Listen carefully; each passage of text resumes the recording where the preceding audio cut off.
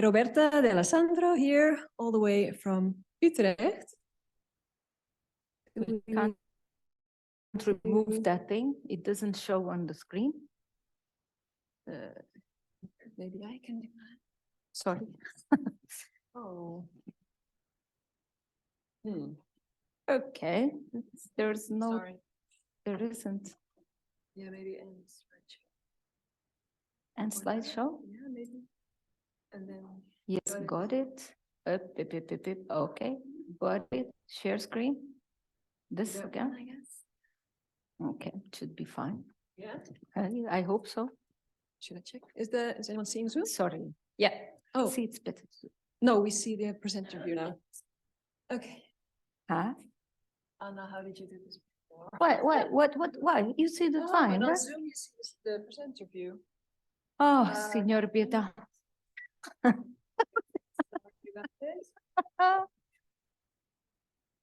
This is a hard. Okay. Now it's good. Okay. Okay. Yes. Oh, mommy. So I'm very happy to introduce to you Roberta D'Alessandro, all the way from Utrecht. And let me tell you a little bit about her. So Roberta got her PhD in Stuttgart, 2004. And then she did a Marie Curie internship in Cambridge. And actually, right after that, she became a full professor in Leiden, almost right after that. In Italian languages and cultures. And then since 2017, she's been at Utrecht University as a professor of linguistics and also syntax and language variation. Her work focuses on syntactic variation, language change in context, heritage language syntax, microvariation. She mostly focuses on Italo-Romance languages, but also other things. Not anymore. She's very prolific. She has many articles, chapters, and she's got a lot of grants obtained. She's also editor-in-chief of Isogloss. And I met Roberta in Utrecht. When I just finished my PhD, I worked in this project that she will now be presenting to you guys about. And yeah, I was very happy to be a part of that project for some time. I learned a lot there, and it was very nice to also meet Roberta, and who kind of became like a mentor to me as well. So I'm really happy that we crossed paths, and I'm also very happy that she's here today to tell us about Microcontact. Microcontact 5 years later. Yes, but look, if you know about it, you can present it yourself too, because she was in the in the project, and then she left us to come here. So, but thank you very much. This is so great to see you. It's so great to be able to hug you. I'm so happy, and I know it's not environmentally friendly and everything. I feel very guilty, but no, I don't feel guilty. I'm just happy to be here.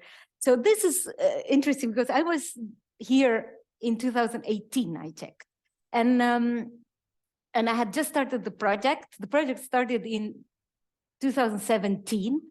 And it was, so when I came here, we were just starting because we had spent the first year dealing with European bureaucracy. So as a beginning, you need to know that you should never apply for an ERC because it's, so it's like 1 year, they basically stopped us from doing field work or all sorts of, they wanted all sorts of certificates from the government of Brazil, etc. So we got delayed of a year. And then when we had to go on fieldwork in the second crucial fieldwork, there was a pandemic.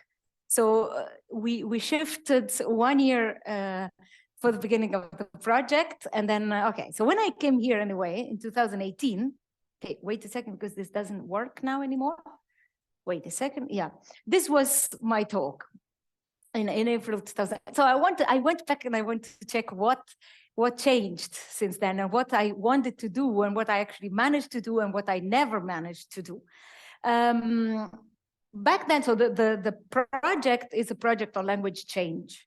And I wanted to understand whether change is something that is more or less uniform, and it takes one direction due to cognitive constraints of some sort, or if actually the social linguists are right that change is unpredictable. So I wanted to have a way of distinguishing between endogenous change, which is also called diachronic change, of course, but diachronic change is not necessarily endogenous, right? You can have change in diachrony due to contact, etc. So actually spontaneous endogenous change of the sort that we think happened from Latin to Romance, and change in contact. So I thought, do these things share an underlying mechanism? Of course, all other things being equal, etc. So this was the question: is what is change, and is change determined by external forces, or is it determined by humans, by ourselves, by our grammar, etc.?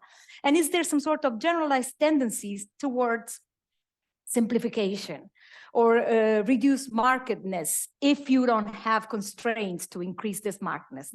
That was the beginning. So language change comes, at least, so these two, change, endogenous change and change in contact, are some sort of two parts of the spectrum, and in between you have a lot of things, including heritage. Heritage languages are, of course, they evolve on themselves, but they are the result of contact. They're also the result of diachronic endogenous change. So I will focus, the project focuses on this in between. But if the question is, are this and that the same thing underlyingly? And especially, can you predict what direction change will take given some predefined conditions? If that's the question, you need to have a way to know whether some change is the result of contact or if it is spontaneous. And this was the first problem. So if you look at the history of French, for instance, with which most of you are probably familiar, and if you look at the fact that French is the only non-null subject language in Romance. So how did it happen? And most of the time it's like, okay, it happened because diachronists say, oh, that's because of V2, and there was a constraint on having a subject before the verb or topicalized, and so it was because of V2. This V2, how did this V2 emerge? Well, it emerged perhaps because of the contact with Germanic, perhaps not, because there are other Romance languages that are not in contact with Germanic that developed. Okay. Then if you go to the context, people, to the historical, to typologists, they say, obviously that's because of contact with Germanic. They were surrounded, they're the only language that was, they were in contact with Frankish, and Frankish is not French, it's Germanic. So that's why. So, and you find this over and over again. So how can you tell? That's one of the questions. Okay. The question that I had in the beginning is, can the output, in particular of language change in contact, be predicted? Now, change in diachrony, endogenous change, can mostly be predicted. We know of grammaticalization, we know of the path, we know that these things, so you know much. But about change in contact, when I started working on this, the vulgata, as I say, was anything goes, everything can happen. It all depends very much on too many factors. So, but I don't like this thing that anything goes. I want to be able to do some sort of model of evolution of language in contact. So two questions: are change in contact and diachronic change underlyingly the same, and can you predict what will happen given some conditions? This was the slide from 2018. What I expected then was that, okay, endogenous change, it was not an expectation. This was more or less given for granted. And this is what the literature reports. You have a hierarchy of markedness, grammaticalization paths. So if it is spontaneous, what happens is that, well, usually you have some sort of decrease or increase of markedness, but along a scale, along a line. So you don't skip over positions. You don't become from a language with no auxiliaries to a language that consistently only makes a change into the second auxiliary. You first develop some sort of auxiliary, and then you develop, so it is always gradual. Whereas changing contact, I thought, will be more random. And this is as much as I could tell back then. So now, what did we find now? First of all, you can't think of change in the way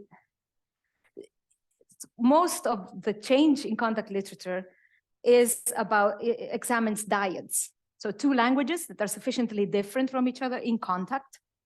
Okay, if you don't look at languages at the little parts, the micro aspects, you miss out on a lot of generalizations.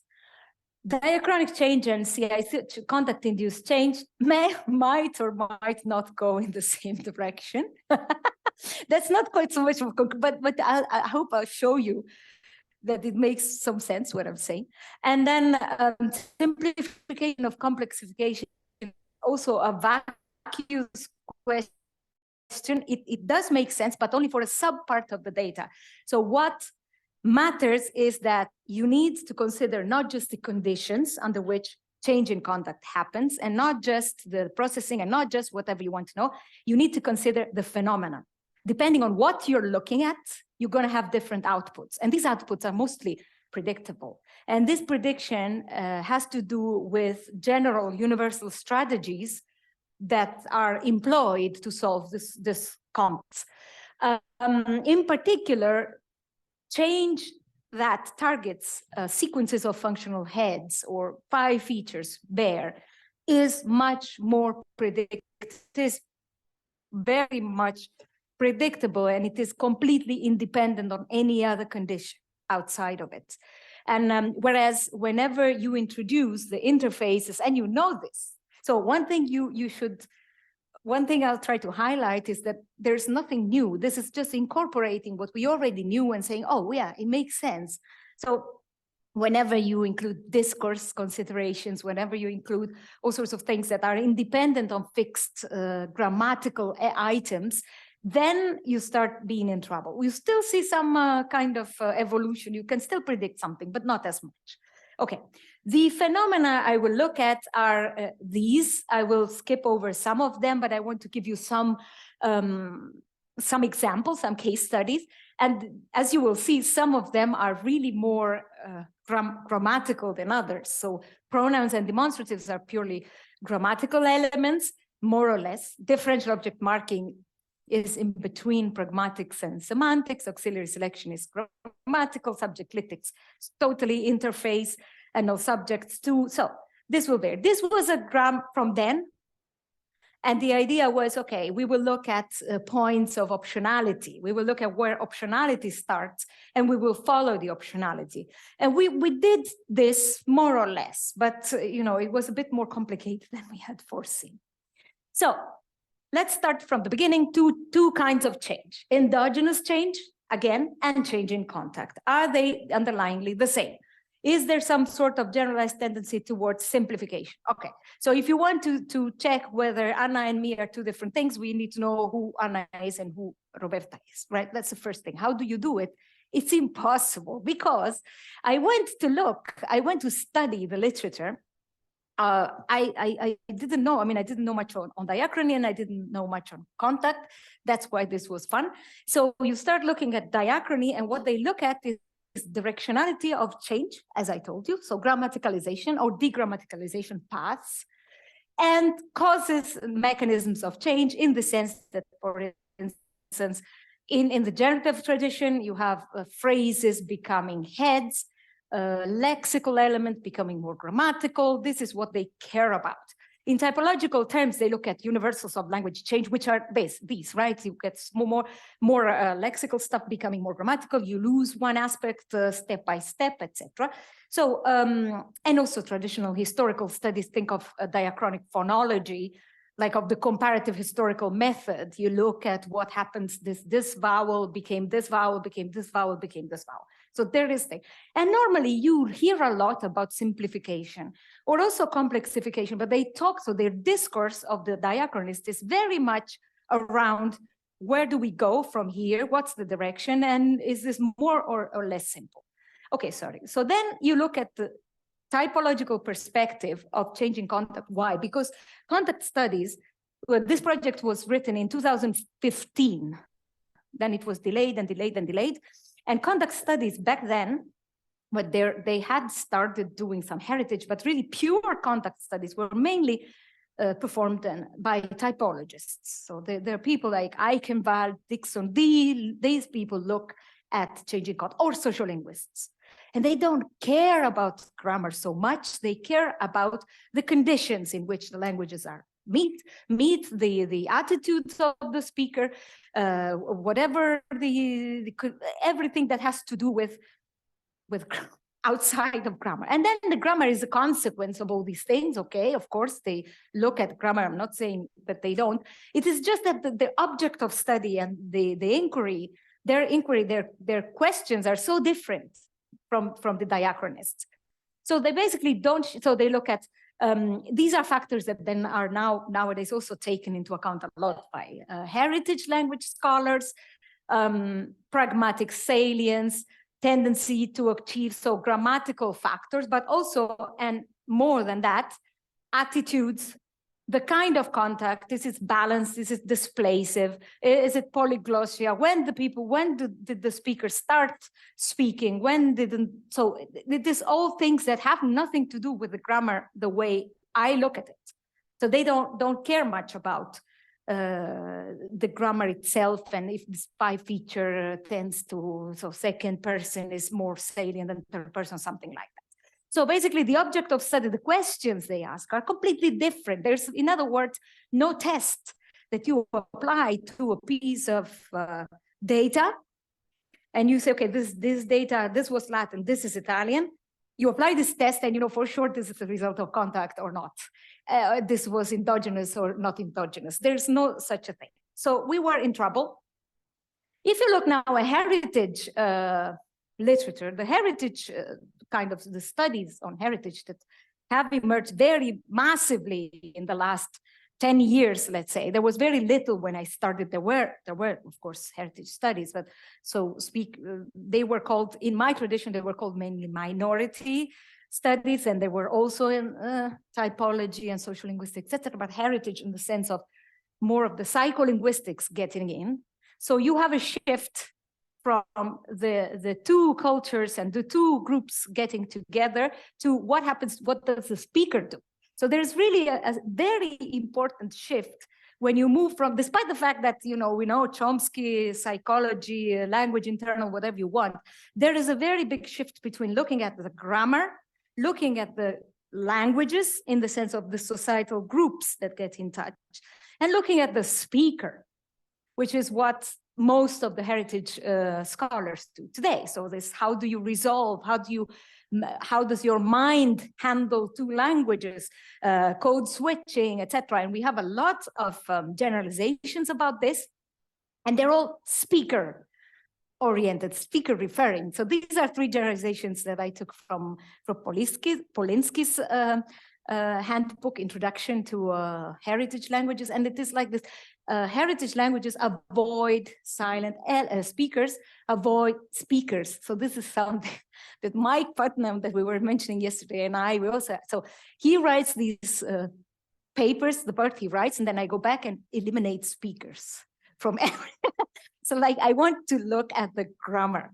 I mean, speaker, yes, but you know, it's a very different way of tackling things. So this is a project that in my mind, I wanted to look at the structure and how one structure influences another, independent of the speaker, which is impossible to do if you look at these things. So the speaker avoids silent elements, the speakers avoid indeterminacy. These are all things that have more to do with the way, and most of this has to do with processing, with all sorts of phenomena and operations that take place in the brain of a bilingual or multilingual speaker. One thing that Polinsky herself points out is that, in fact, what you see is you have a list of phenomena. They are rather independent. So you have some generalizations, of course, you have generalizations, but you know, there is no, you start with a list. So you start from eliciting things that people do rather than with a set of principles and see how these principles reflect on this. It's really a shift in the way you look at things. So this project is somehow in between these three. So Brechje worked with us, and she was the one looking at the speaker, let's say.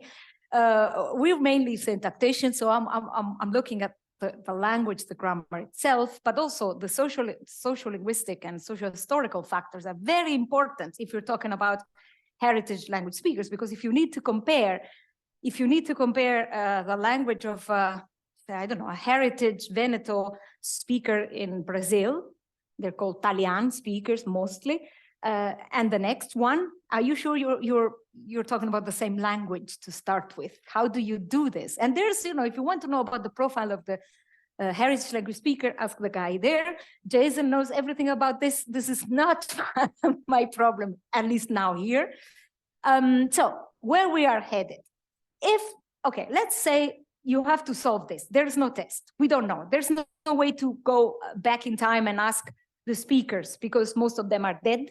So, I mean, in diachrony, you can't go and ask Latin speakers. Yeah, you can ask the Pope, but it's just a different kind of Latin. But so what do you do? Well, let's try to say, operationally start from the assumption that they are the same. Change in diachrony, change in contact. Okay, if they're the same, what do we do? Well, we do this, we see, taken a phenomenon, we see the same output, more or less. Of course, there are always conditions influencing one or the other direction, but more or less you see the same direction. If change in contact is change in diachrony, then there is a path also in change in contact. Why do I go this way? Because really in diachrony, there's a lot showing step-by-step evolution grammaticalization. There's more simply on grammar, from the grammar viewpoint. And then the path, let's see if this path moves towards simplification or not. Let's see. So now, how do we get there? Well, we will check if you have indeed similar outputs. We will check whether there's a path for change in contact, change in diachrony, just for change in contact, like for change in diachrony, and check whether this path is towards simplification, given some definition of simplification that I will tell you in a minute about. So we have a very important paper that came out last year by Kupisch and Polinsky, and they say, well, yes. So if you talk to linguists in general, more or less, they say, yeah, of course, change in diachrony. So the people who work on contact studies, they say everything goes. It depends on the situation of the languages. It depends on the attitude of the speaker. And you can see anything. You can see borrowing. You can see new structures emerging that don't belong to any of the languages. Anything goes. You can't predict. If you talk to the rest of the linguists, they are going to say, yeah, of course. Change in diachrony is, change in contact is an accelerated diachrony. Namely, meaning that you will find in contact the same output that you might find in diachrony. It is just accelerated, it moves faster. Now, if you think of the classical dialectological studies of Germanic and Romance, that's what they assume. They assume that all the micro variation, for instance, you find there is a reflection of a possible diachronic output. And in the same way, you can think, or Longobardi's inertia, etc. Something that you see in contact basically depends on what is already present as the structure in the language. So if you are in potentia, let's say like Aristotelic potentia, I don't know how to say this, potency in English. So you are in pector ready, you might become that. Then you become that in contact faster, but because you could become that already. So if they say, okay, you are going to become, I don't know, Miss Italia, okay. It's only if I have already got some Miss Italia in me. But that's not going to happen because, not because of the external things, but because I have no Miss Italia in myself, right? Okay, that's the idea you can. So basically that's, and actually Polinsky and Kupisch, they looked at that and they said, well, yes, in fact, you can predict change in contact. They took a set of phenomena. They looked at demonstratives and numerals, and they checked their output in contact and in diachrony, so in heritage and in diachrony, and they saw, well, yes, they evolve in the same way. So that's very important because this means that you can predict what's going to happen if you control for all other factors, right? And that is true. But notice that they looked at articles, the evolution of articles from demonstratives. They are very well studied and documented for several languages, and numerals, which are more or less grammatical elements. So they didn't really look at elements involving discourse. They looked at purely grammatical elements, and they say, yeah, we can see that the way they evolve in contact is the same that they would evolve spontaneously. That's a very important contribution, and they are right. But but this is not an innocent choice. That's what I want to tell you. So that I don't know how to light this. So the fact that they picked these things has an impact. Okay, so simplification is the last thing I want to introduce before I go to tell you what I actually do, because it's a lot of introduction and you're probably lost. It doesn't matter. Hopefully it will become clear. But so I said, let's check if we go towards simplification. What is simplification of what? Because that's really, again, everybody's speaking of something different when they talk about markedness and simplification. Now, you know, we have also Mr. Markedness over there for knowledge. What is markedness? What is simplification? So if you look at, again, at contact scholars, they say, well, it is about rising complexity depending on whether you have, if you have balanced contact or two languages like Spanish and Catalan. But if you have unbalanced displacive, so Latin coming on top of Italic languages, then you lose patterns, you have simplification, you have something this. But what would this mean? Simplification of what? So I started looking at simplification, and there are two concepts here, markedness and complexity. Very often they're treated the same. They're not the same. Markedness is normally for one phenomenon, complexity is more for the system, but it is not obvious at all that it should be like that. So I wrote a paper recently with Silvia Terenghi about this. There's an entire volume edited by Polinsky, Putnam, and someone else that I don't remember now, sorry. But, and it's all about how you define complexity in heritage languages. So we're talking about, yeah, this goes in a path of simplification. But so this is Haspelmath, you know Haspelmath, right? He's precise. So he wrote this paper and says, okay, you mean complexity means 12 different things. And we're all talking about different kinds of complexity. You can have morphological complexity, you can have complexity in syntax. What is complexity in syntax? Is it the fact that you have more than one operation? Okay, so if you say, for instance, dislocation, clitic left dislocation is complex because you have to dislocate an element and add the clitic, all right. But this is simplification if you look at what people will understand, because they will immediately go to, okay, this is the topic. And this is something copying the topic. So it is, you are complexifying one thing and simplifying another one. So you need to be careful about what you talk about, not you, people, we. And there's so many different things. So in the end, so if you're interested in this discussion, etc., again, it is much easier to define complexity if you're talking about 5 features and featural sets than if you're talking about utterances, because then you really are, is it easier to process, but does it mean it is syntactically easier? Is the number of syntactic operations equivalent to simplicity? Well, that's very often assumed in psycholinguistic literature. You see, oh, this one requires this, there's I can't, well, my memory, but you can, so the fact that you have more than one syntactic operation, does this automatically reflect on the fact that linguistic, from a processing viewpoint, this will be more complex? Sometimes this is assumed, but it is not always the case, because sometimes, again, with the clitic, with the clitic left dislocation, you have thousands of syntactic operations that make it just simpler to interpret things. Of course, if you establish long distance dependencies, that's a different thing. So you need to be careful. And I think you will agree with me. Okay, what we thought in this project is, okay, we take complexity or simply markedness, not, we're looking at small phenomena, very restricted, and markedness is about if we have more than one instance on one thing, that's marked. You mark it because you have it morphologically marked mainly, or syntactically marked. You express the same movement twice with the dislocation and with the clitic. That has 2 things. You reduce the markedness, or you simplify by removing one of the things. If you repeat a thing 3 times, you're marking it. That was the simple operational way that we used it. And this is, we can discuss that, but this is just for you to be able to follow a little bit what I'm saying from now on. Okay. So we go and check. How do we, so we know simplification is not an obvious thing.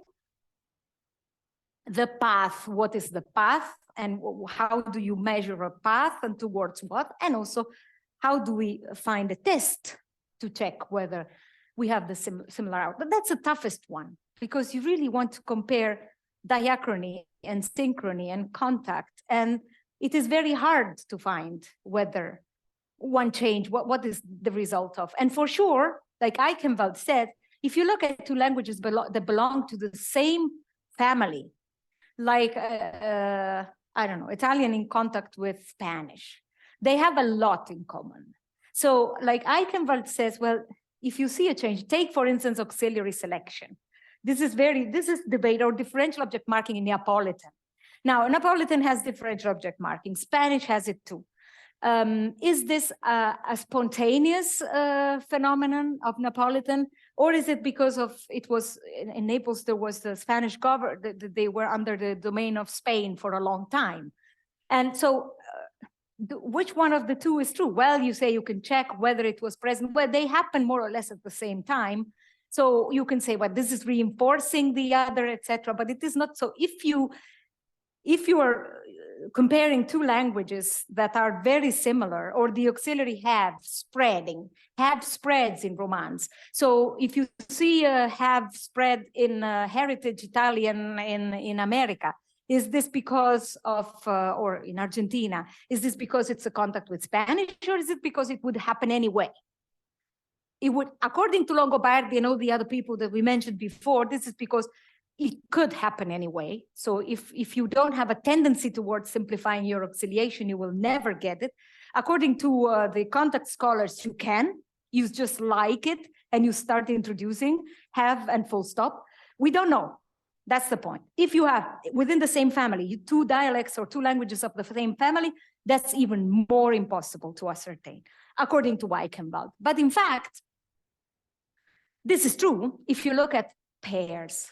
If you look at language pairs, Italian and Spanish, Spanish and Neapolitan, you will not get out of it. But if you look at if you isolate a little bit, you take the VP of several different languages that are all genetically related, typologically related, family related, they're identical, like the VP in Romance languages, identical, but for one single feature. For one little thing, take differential object marking. So there are languages with differential object marking, there are languages without. Then there are languages with differential object marking based on definiteness, and languages with differential object marking related to animacy. So it's really very small. There's a little detail that varies, but overall it's the same. So take a feature X in a grammar, in contact with all these other grammars that are identical to A, except for the value of that feature. And also look at, take, for instance, that C and D have the same value for that feature.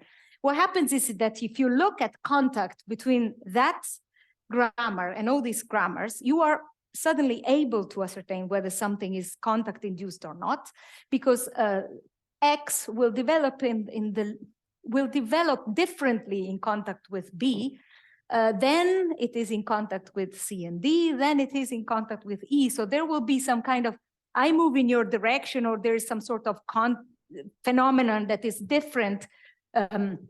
So the output in contact with B will most likely be different from this and different from in contact with E.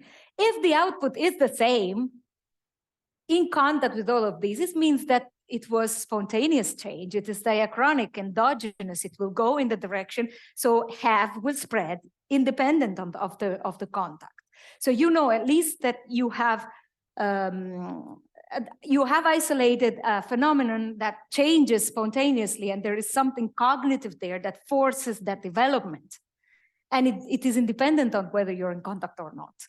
Then if you can check what happens to that feature, also in isolation and diachronically, so you see what is happening and its evolution through the centuries, then you really can check whether this diachrony, it is really diachronic, because you say, okay, this is have, and then you look at have spreading all over the place, and you say, okay, then perhaps there is really a tendency towards this simplification towards one auxiliary. Okay, so that's the microcontact methodology. That's the idea. You don't look at dyads. You look at one phenomenon in contact, one grammar in contact with many identical grammars, basically identical for the little domain, and also in isolation and in diachrony. Now, this is possible. This is possible for very few language groups, not very few, but few. One is Romance, because of course we can track the whole diachrony of everything in Romance in all these languages.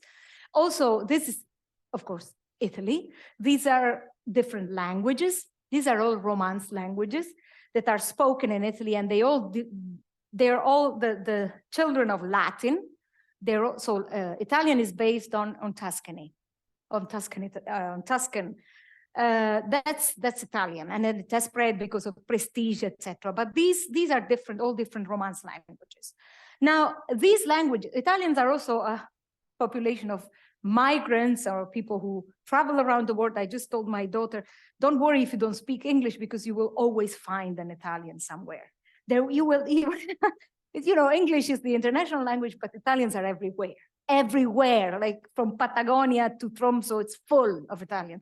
So you don't worry, you get around with Italian too. And that's, yeah, this is like a trend. They migrated massively, so it is reversed. So I picked some phenomena from the north, subject clitics, from the upper south, from the south. And also I took some, that was the idea for Florentine and Sienese, because it's the basis of Italian, etc. We couldn't find any Tuscan immigrant. They're rich. The Tuscans are really just rich. They don't migrate. They stay in Florence. They stay in Siena. It's rich. They don't go. The rest of Italy, yes, massively goes. We found a lot of Calabrians. We found a lot of Friulians. We found a lot of many, but not Tuscans. So now these people migrated, the last big migration waves before this one, because we are now in a big migration wave also, wasn't after the war.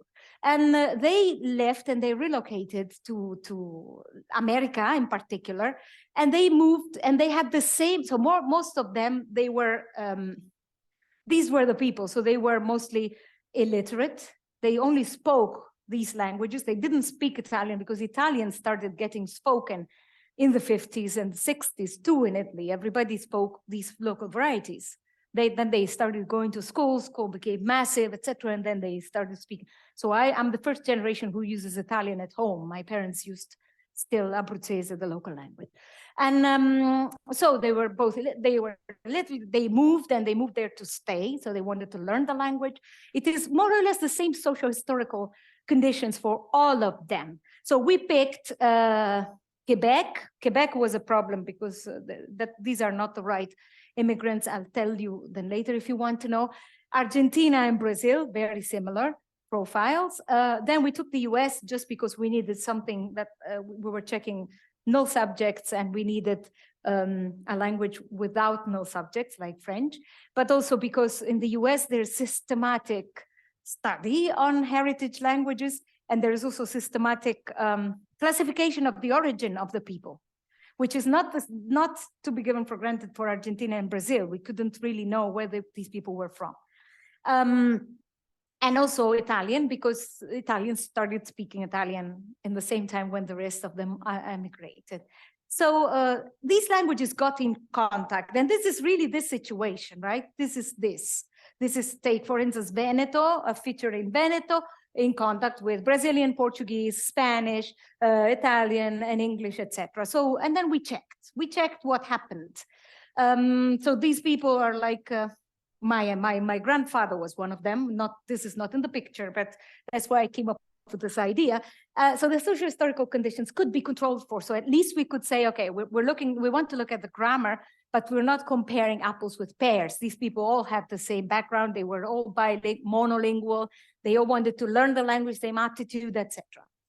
This is the team. You will know one of them at least. Yeah, she is small, not because she is less important, but because she left us. This was the last team, and I couldn't remake the picture. It wasn't good enough, but you know, this is Breccia. Each of us was responsible for a part. I cannot talk about that because I want to tell you a little bit about what we found. Each of us was responsible for a language and for an area. This was the atlas that we started, and it was a lot of work for. So if you want to know, I can tell you later, or you can go and read the paper on how we collected this data. It was rather nightmarish, but it worked in the end. So when I came here, remember there was Itzia Laka. She was sitting there where you're sitting now, and she kept asking, what do you expect to find? You want to do this project. How many speakers are you going to interview? And I said, I don't know. I don't know whether they are live at all. I don't know if we find any. And she said, but you can't possibly go on a research and you don't know if they're the speakers. Well, yeah, but that's the way it is. So she was very upset. So we found 226 speakers. It's here, wherever you are. But it was, so this was the first field work. And then there was a pandemic, so we couldn't get back. As you can see, the first generation is very different. So you have, in Argentina, you've got still a lot of first generation, whereas in Brazil, there are many, they started earlier to emigrate. So we found a lot of third, fourth, etc. But they kept the language. In Argentina, less, etc. But anyway, we found some speakers. This is also for the e-field work, which was also quite entertaining. So imagine doing e-field work with a 90-year-old illiterate in Brazil. It was interesting. But anyway, this is what we found. These are the things. These are the phenomena. So we think again, 1 second. We want to understand whether change in contact and change in diachrony are the same. And therefore, we can conclude that change in diachrony, the change in contact has a direction, there is a path, and we can predict it. So let's look at pronouns and demonstratives. Pronouns and demonstratives, and now Peter knows about this because he was in the committee who examined the PhD of Silvia Terenghi. Pronouns basically don't evolve.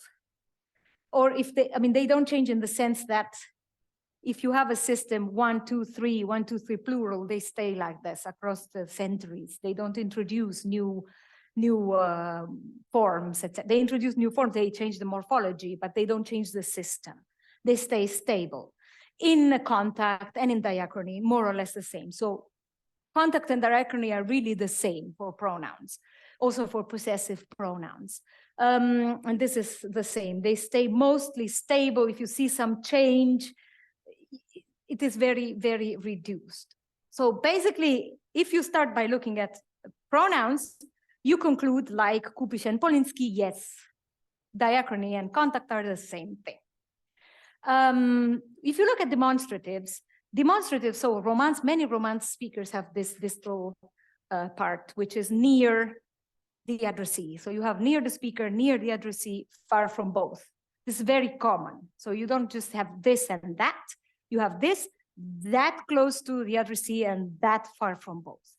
And what you see there is that the part near the hearer, the part referring to the addressee, tends to disappear in diachrony.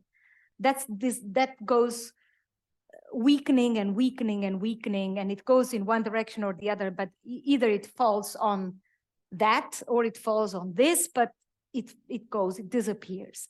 In contact, we see the same. So it is not that they don't change, they do change, but they change like in diachrony.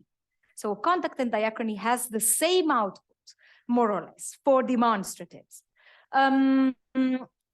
So we can conclude by looking at these that yes, indeed, change in contact and change in diachrony are the same, simplification going on. So Kupisch and Polinsky are right, that's fine. And then we look at the next. This is what I just said. We look at differential object marking. That has a lot to do also with discourse, because we see that differential object marking emerges in diachrony in topicalization contexts. Differential object marking is, you know, is the marker of the object when it is usually animate or highly definite. And this is old Neapolitan, 14th century Neapolitan. And you can see the difference between me in object, canonical object in C2 position, and me dislocated. And when it is dislocated, topicalized, you see this marker, A. A is the prototypical differential object marker in Romance, and you know this a lot from Spanish. It is the same in many Romance varieties. So you see in diachrony, differential object marking that starts there, then it expands also to the in situ position. So now Neapolitan is fully DOM, like Spanish. And this happens also in other languages of the world, by the way. So then what we know from heritage studies, at least, and also from contact, like Catalan Spanish, etc., is that differential object marking, or bilingual speakers, is differential object marking tends to disappear. So even people who are, so this is very, very well known for Spanish in the US and Hindi in the US. What happens is that in the US, Spanish speakers tend to drop it, start dropping the A.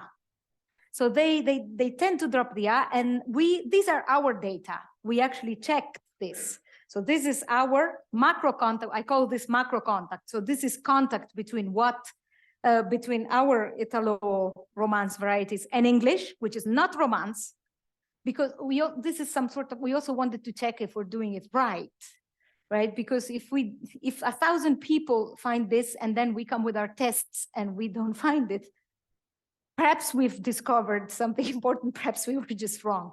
So, but no, it is perfectly in line with what was found before. So here where you see the null set, this is where you would expect differential object marking in the Italian variety, in the Italian counterpart, Southern Italian general, okay?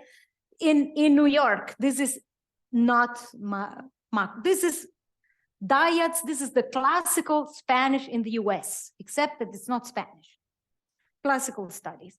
So it is the same, it disappears. Now, so it is different from what happens in diachrony, more or less, because in diachrony, this emerges. It's very complicated, so I will go fast and you can ask me later, but what we see in microcontact is the opposite. Microcontact works exactly like diachrony. So in microcontact, you start, well, now here you see this already in situ, but you started with topics, really, and it spreads to the in situ. So microcontact, all of a sudden, is different from contact. Contact, normal, two languages different enough from each other, drop. Microcontact, two languages identical, more or less, except for the differential object marking, it emerges. And it emerges like it emerges in the same contexts that we find where we see it emerging in diachrony. It is really the same diachronic procedure, so path.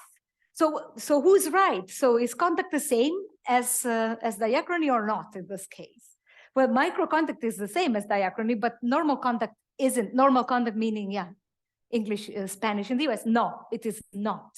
So in particular, microcontact behaves like contact change in diachrony. So there's a sort of complexification, if you want to say, if you think of what I said, you insert a marker where there wasn't one.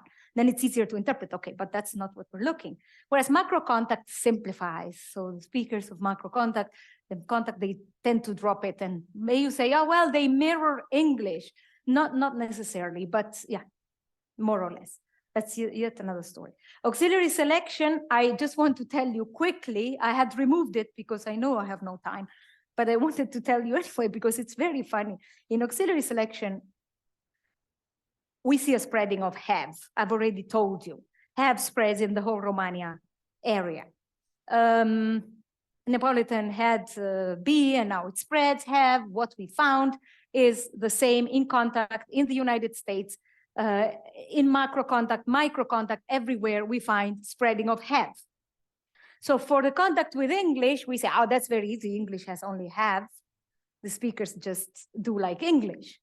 But in fact, so we say, okay, diachrony is the same as contact, except that if you look at what is happening exactly in these varieties that we looked. So this is something I glossed over completely. I just said, I didn't tell you, but there is immensely huge micro variation of these people. So if you go to Bitetto, which is a town near Bari, etc., you go to see what is happening to the auxiliaries there in Italy. There's also simplification, but the auxiliary they pick is B, not have. So spreading of have everywhere in America, but in Southern Italy, in this variety, there's spreading of B.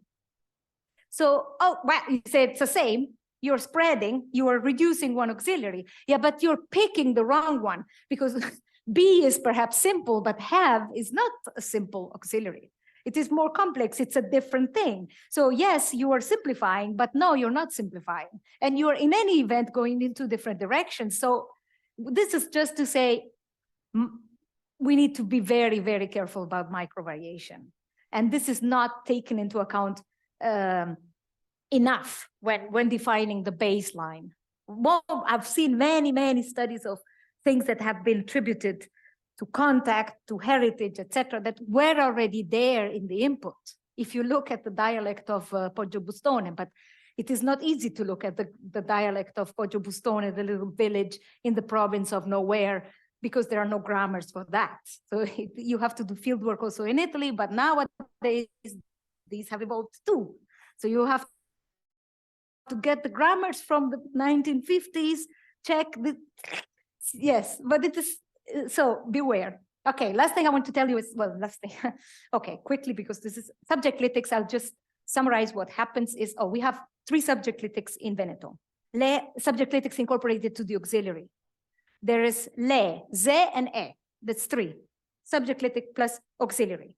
They depend on where they are geographically distributed. So say Venezia says ze, Padova, I'm embedding here. There's a Veneto speaker, my God. They're very picky about this. So one in one area, one in another area is 3. What you see to subject, what is happening? So what has happened here in Heritage Veneton in Brazil is that they started distributing these auxiliaries and subject clitics depending on anti-agreement effects and depending on the position of the subject. So these speakers all of a sudden could check whether the subject is postverbal. If the subject is postverbal, they chose le. If the subject is preverbal, they choose ze. And if the subject is preverbal and plural, then they choose e. So now this is simplification because you are saying, okay, one means this, one means that, one means the other, but it's not present in the grammars in Italy. And it is also extremely complex. So they're extremely aware of the grammar. They feel they keep the anti-agreement effects, post-verbal dislocation, losing, dropping the agreement. They lose all sorts of things, and they still, and they attribute these things depending on the syntax of the sentences. So please don't come to me to tell me heritage languages, the heritage speakers don't have a good enough grammar, because if they can parse this, which I can't, it is really complicated, okay? So last, no subject in microcontact, you must know that no subjects, we know, they usually get dropped. So you do not have no subjects for L2 learners. They tend to insert the overt subject when you also heritage language speakers.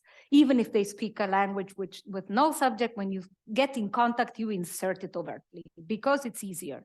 Because you have to, if you want to drop the subject, you need to know when to drop it, how to drop it, you need to know the morphology of the verb, it's too complicated. So you just say it, it's easy, it's done. Right, so no subject gets dropped. Not subject, no subjects gets lost. Actually, we saw in microcontact no subjects everywhere. So the subjects were actually subject clitics. They were made into full pronouns and they were dropped in topic contexts, in topicality contexts, all over the place. So the last thing I want to tell you, because I think I have about 5 to 10 minutes according to the, no?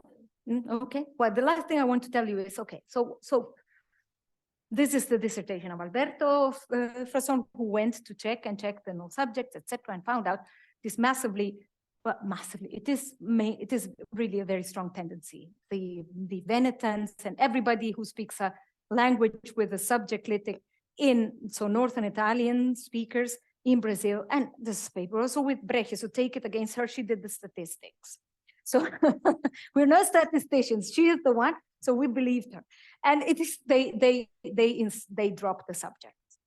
So so summarizing, microcontact here is actually really the opposite of what we would expect. It's the opposite of macrocontact. And it is also the opposite of diachrony. So remember, we had pronouns, same in contact and in diachrony. They're exactly the same. It is contact and diachrony, they're the same. Differential object marking is the same for microcontact, but not for macrocontact. In macrocontact, you drop the DOM marker. In microcontact and in diachrony, you insert them exactly in the same positions. Then there were auxiliaries. Auxiliaries were there just to say complexification or not. Auxiliary selection with the clitic. They start getting inserted in contexts in which they were not inserted before. They didn't exist. They don't have that syntax in Veneto. They have it in Brazilian Veneto.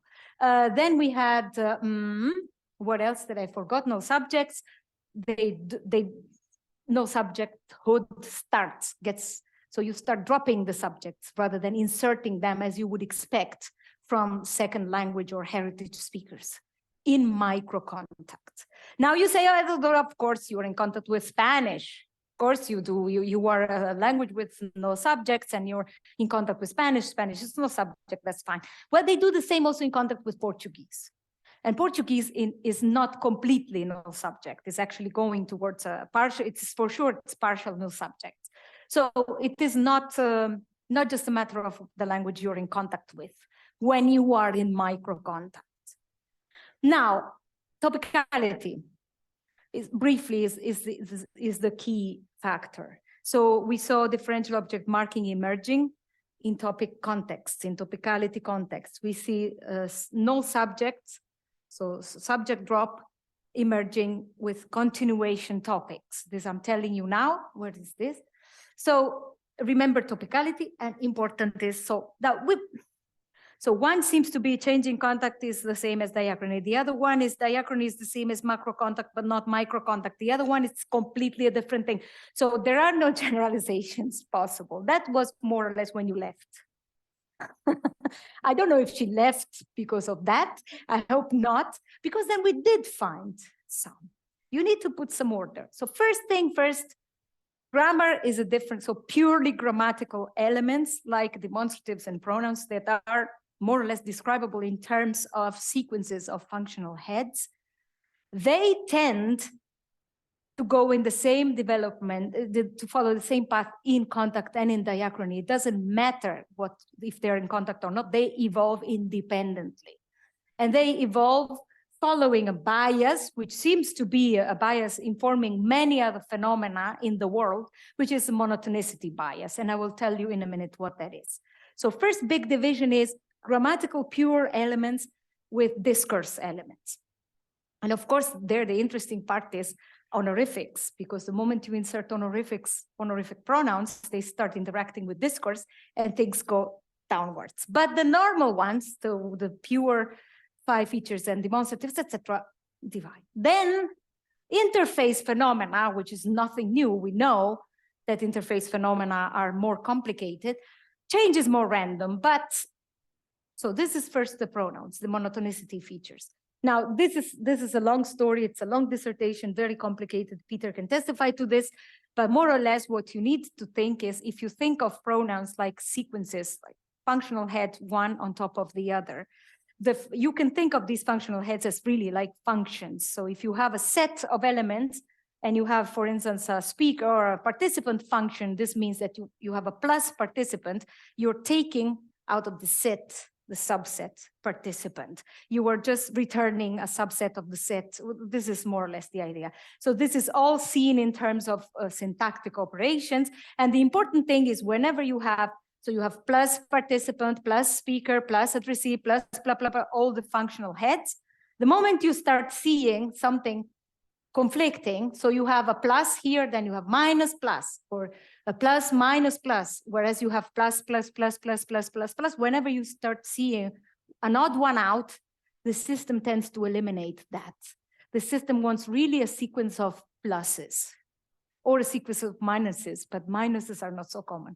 So you really, it is not necessary. This system can also be stable, but the place where change penetrates grammar is where you have the break of monotonicity of the functions. And this is rather predictable. Sylvia checked about 800 languages, not just Romance. You can find that it works very well. Let's go to interface. So differential object marking, subject clitics, etc. These are more tricky.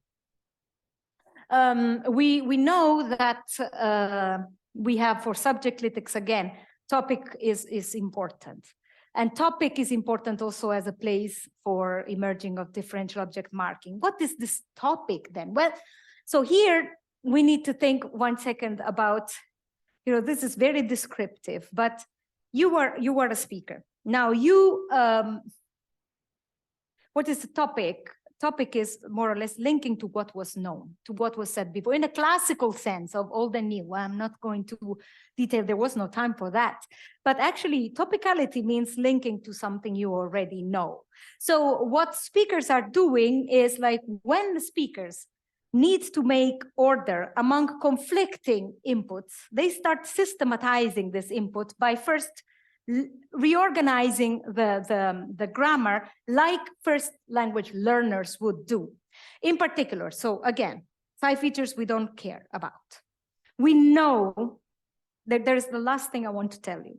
We know that perceived typological similarity, we know, you know better than me, the perception of the locus of variation is crucial. Now, typological similarity here is vacuously applying because these are really identical languages, but the speakers can perceive, and we know because of the studies of Jason and many people that they perceive the similarity. So when you can perceive the similarity, when you can, let's say, simplify, map one grammar against another grammar, Spanish against English, the VP of Spanish against the VP of English. The speaker maps it. It is the same. They perceive, okay, this is the macro contact. Okay, these people, this is the object. They never mark it. So what they do is they resolve this conflict between I mark it, they don't mark it. They resolve it according to what we know from contact and heritage studies, namely simplifying, dropping, making it simple to process, and all the things that we know. So this part is true. We confirmed it. It is fine. The problem arises when these speakers can't perceive the locus of variation, when the languages are too identical. When you have Spanish and Neapolitan, the VP is identical. The difference is that one is a DOM linked to market, to definiteness, and the other one has DOM linked to animacy. So it is really imperceptible. So what they do there is they stop, well, I can tell you more about the now. They can't perceive the locus of variation, so they do not have any mechanism related to contact or to anything. They just resort to the organization of grammar like a first language learner would do. So the first thing they do is, okay, there is an object somewhere, maybe in I first mark the topic, what I want to talk about. And then I mark, so we saw a massive production of topicality and structures like, this is what I want to talk about, and about this we see this. It is almost over, I'm done. So topicality, they mark it. Now topicality, marking this location is also, of course, a way to reestablish long distance dependencies. So this is not accidental, this all fits. But the problem is really the perception of the locus of variation. And this happens when does this happen? So the strategy involving grammar, as we said, that we know from contact studies, and the other one, which is more cognitive, like what do? You link yourself to what is known, or you link yourself to the deixis, the reality, what happens. So you mark what you know, you mark what you want to talk about, you start systematizing this way. This happens in microcontact with languages minimally differing, identical but for one element, or for creoles. Now, creoles are very interesting because they're also very different. So the speakers of creoles, yes, you can have your basic languages, but there are 10 languages coming together, completely different, structures not mappable one to the other, very chaotic. So what happens is they use the same strategies as microcontact. When they mark topics, they mark it this way. The differential object marking works the same way. So immensely different and minimally different behave the same. Whereas, when it's systematized, Hindi versus English. Now, this is, there's more to say about this because you don't need to be within the same family. And there is also more about structural overlap, but more or less, this is what we could find. So now, links to the external world, the moment you introduce honorifics, etc., you start pushing the pronouns to behave like discourse element, everything breaks down. These are for future things. So going back now, microcontact is important. As we've seen, the moment you look at microcontact, not almost now, sometimes it overlaps with normal contact or heritage. Sometimes it doesn't though. And looking at the micro elements in contact gives you a lot more insight in what's going on, I think. So it is necessary to look at this, especially for what we saw about auxiliary selection, that sometimes, micro variation is tricky. Diachronic and contact-induced change might or might not go in the same direction. It depends what you're looking at. If you're looking at grammatical element, then the answer is yes.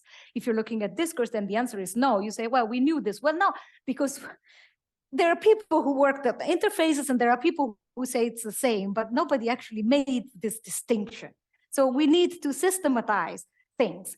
And speakers resort to, whenever they don't know what to do, they do like first language learners. They start marking the topic. Whenever they can't compute long distance dependencies, they start marking the topic. But actually, when they don't know how to make sense of the difference, they can't perceive, they can't map one grammar into the other, they resolve the conflicts in a different way than when this mapping is possible. So everything we know about contact, now you made me happy about this. All your work is correct.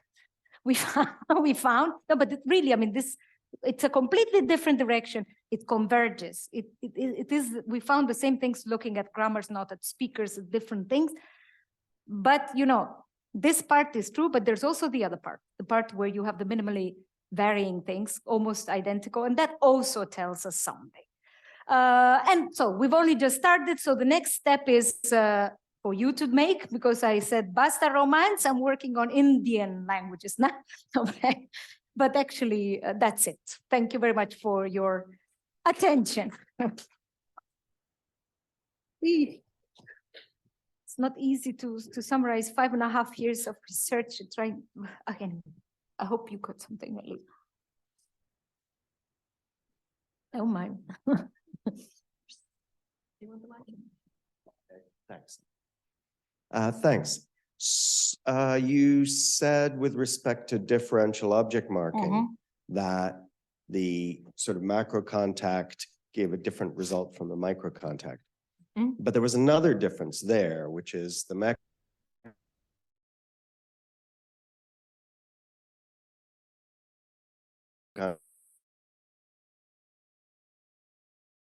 example of macrocontact was different way of looking at that particular comparison would be to say, well, Spanish can be influenced by English and losing DOM, and Italian can be influenced by Spanish and gaining DOM, but that doesn't in itself tell you anything about macro versus micro comparison. You just have to be able to recognize the DOM as DOM and map it onto your structures, which might be easier in microcontact than in macrocontact, but it wasn't obvious to me that the example definitely proved the difference. No, I mean, this example, I actually removed them because it was too much, but you're right. These examples don't tell you, but Portuguese does. So we see the same also in contact with Portuguese, and Portuguese doesn't have DOM. And still in microcontact, we see a lot more marking. And that's quite interesting, right? Also with French, but French, we have very little data. So we don't dare talking about French. We have some data from Quebec and some data from Belgium in the end, okay? But you see that emergence really with other languages like Spanish wasn't well chosen, you're right. I removed the wrong one. Yes, but it is, so I'm not lying. I didn't cherry pick. It was massive also with other. Yeah.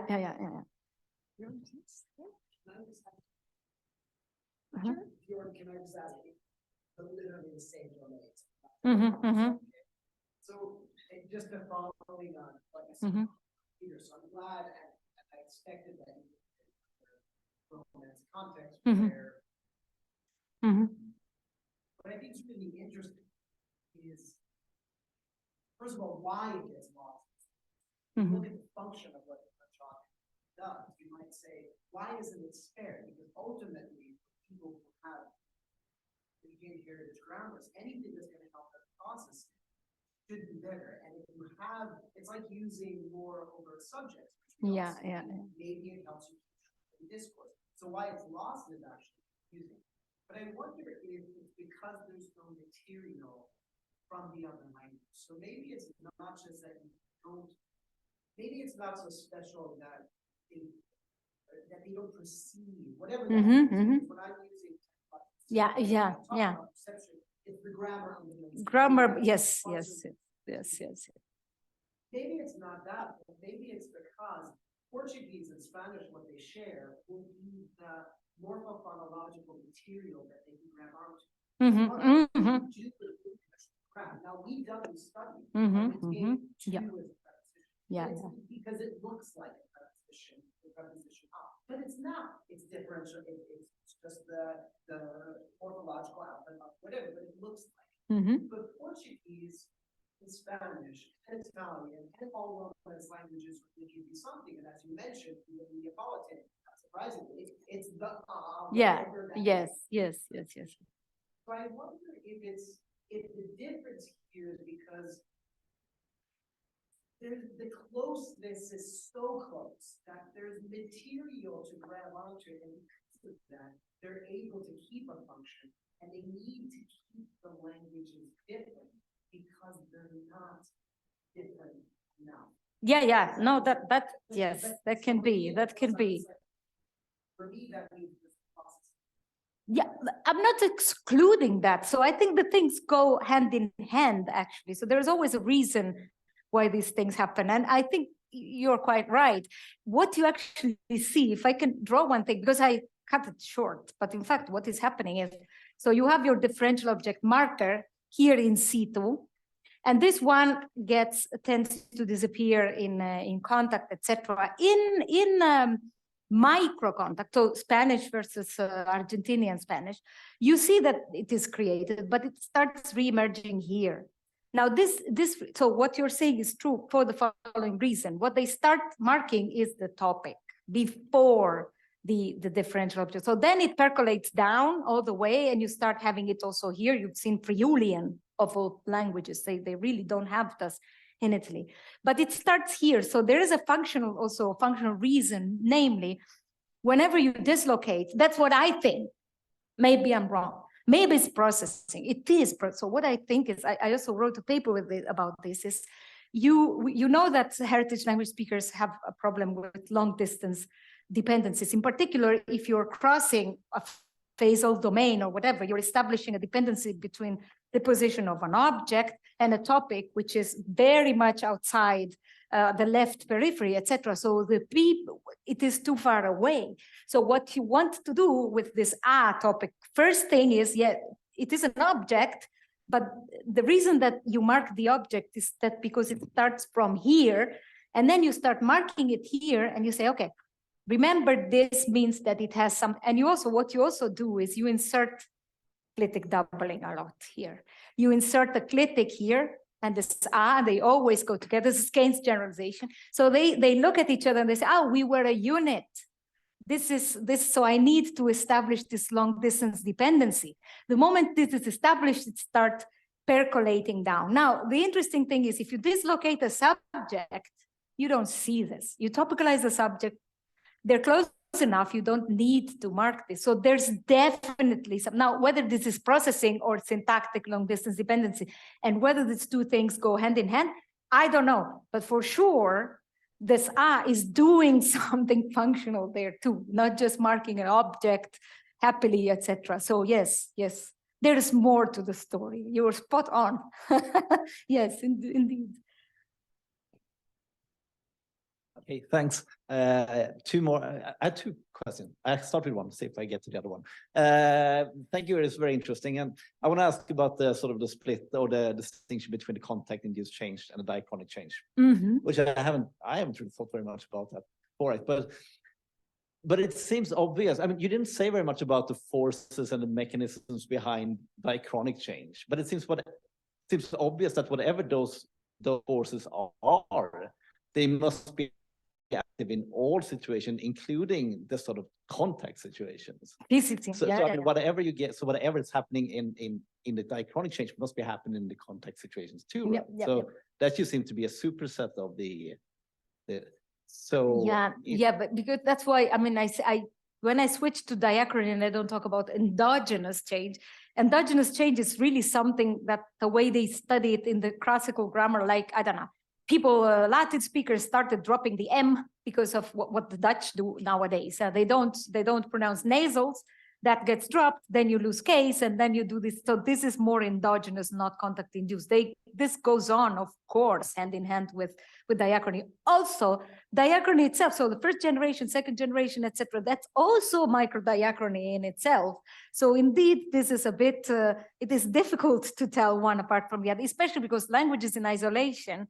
Now, the diachrony of these phenomena, these languages, especially this Italo-Romance, they were pretty much isolated for a long time. So from when the Roman Empire, let's say, until the 9th century or less, they were really little. So this first phase, this was very much, we started being dominated from, so there were what we call the barbarians, but they was but we're too far north. No, but these things for 3 centuries, they were then they started exchanges because there are the mountains across there. So, but an isolated language.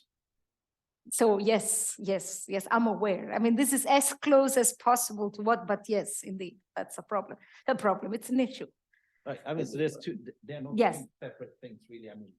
The diachronic change is always that's going to happen.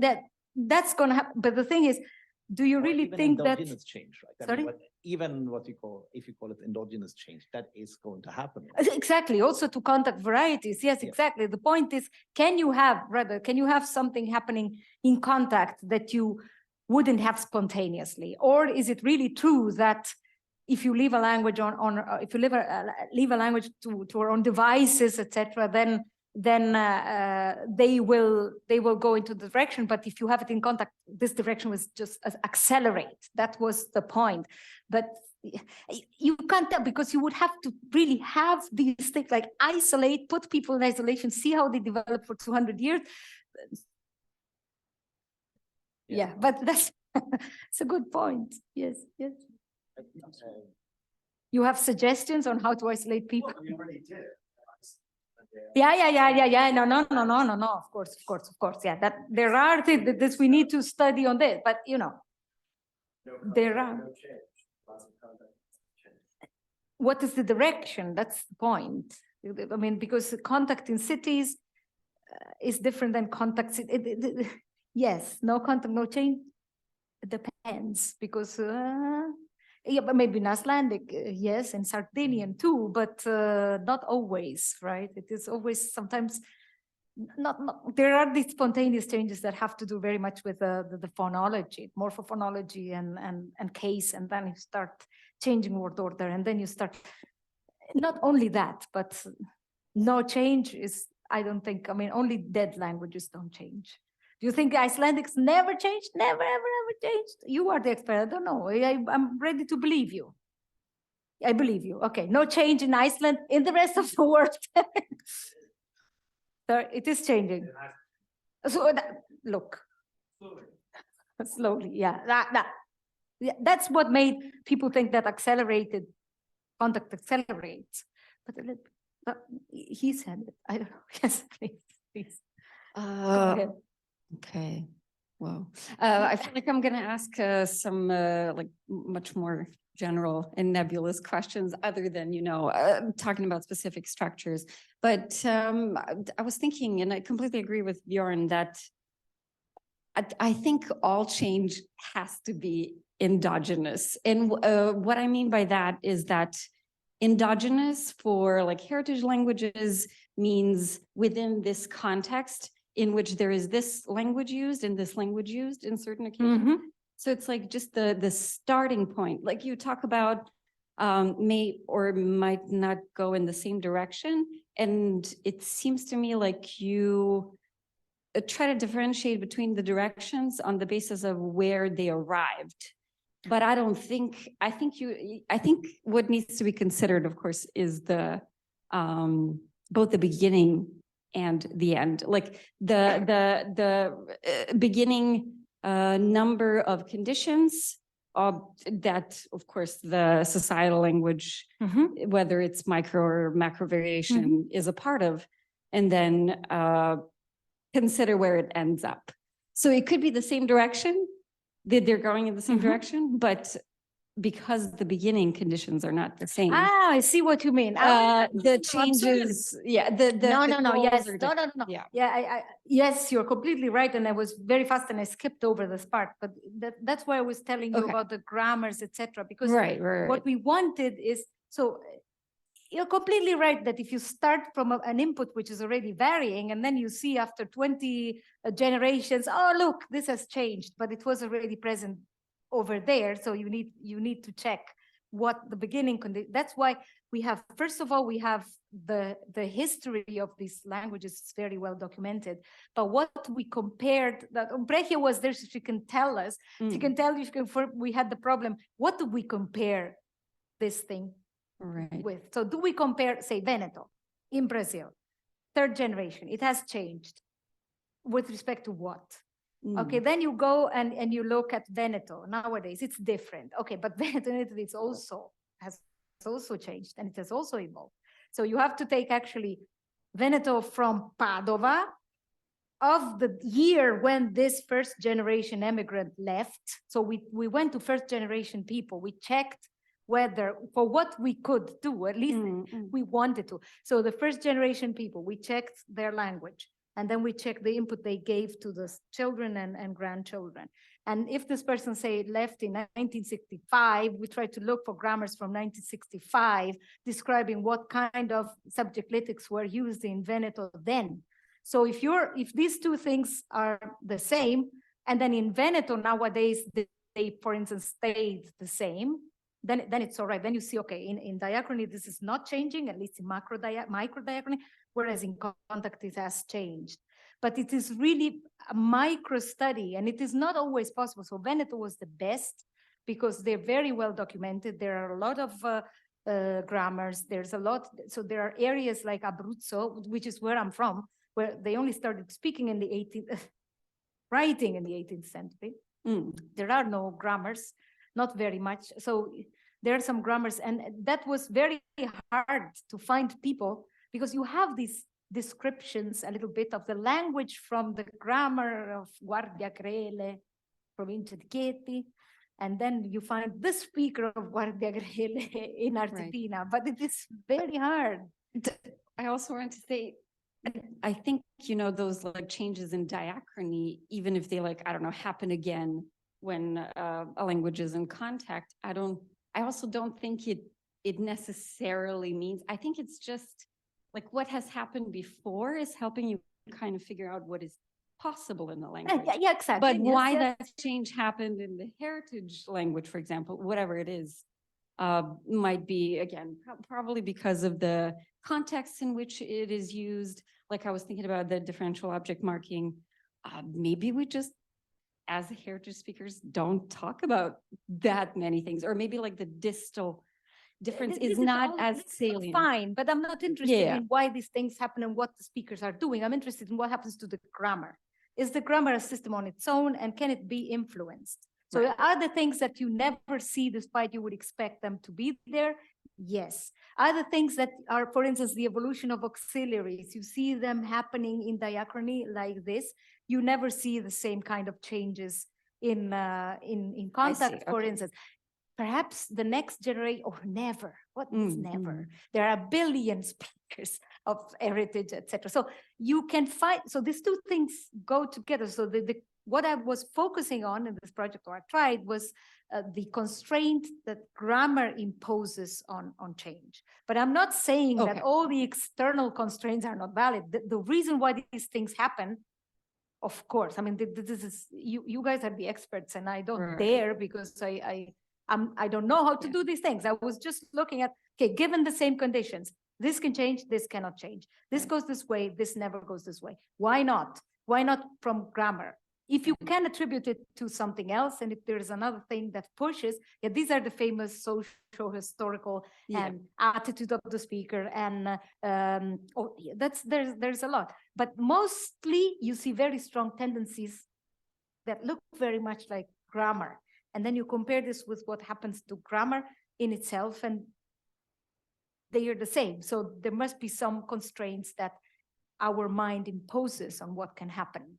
And this was the only idea, but it's not Like that now I solved the reverberation thing. through the Sorry? reverberation through the grammatical system. Yeah, no, that there's- through which something resonates that gives us a glimpse into what. Sorry, yeah, I'm going into. I'm not following. Oh, no, no, no, I'm But not sure following you're- myself either. I don't understand what you mean, but you're completely right. No, but I think, yes. So one thing doesn't exclude the other. And it was actually nice to find also basic data confirmation of what's been already found. So that's also interesting, because you see that over and over again, this, we all talk, and you know it too, you do statistics more than me, because these are tendencies. The same speaker says things differently in the next sentence. So it is more or less generalizations on what you see mostly happen, right? Yeah, I think it's time to stop now, but we can continue the discussion at the reception. Okay, So let's give another round of applause. to thank our you. speaker. Thank Thank you so much. Okay, Vani.